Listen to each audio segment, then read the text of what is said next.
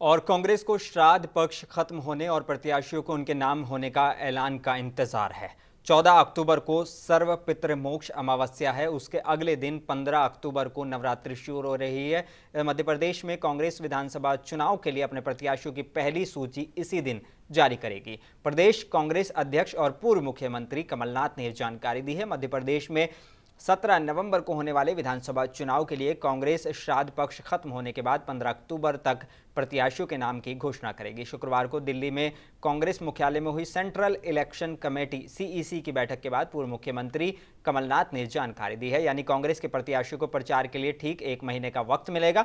BJP 4 अलग अलग list निकाल चुकी है, जिसमें 230 में से 136 प्रत्याशियों का ऐलान कर चुकी है। अभी हमने लगभग 60 सीटों पर चर्चा करी है।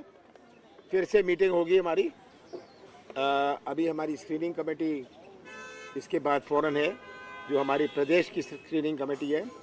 उसके बाद फिर से हम लोग चर्चा करेंगे, तभी लिस्ट फाइनल करेंगे। हम श्राद्ध के बाद अपनी लिस्ट अनाउंस करेंगे।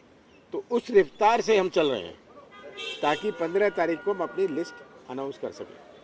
और जितनी चर्चा हुए उतना अच्छा है, क्योंकि बहुत सारी नई चीजें उभर के आती हैं। जिस प्रकार से प्रदेश कांग्रेस कमेटी के अध्यक्ष समन्वय बना रहे हैं, ये अपने आप में दर्शाता है कि कांग्रेस पार्टी मध्य प्रदेश में एक अप्रत्याशित जीत की ओर कदम बढ़ा रही है।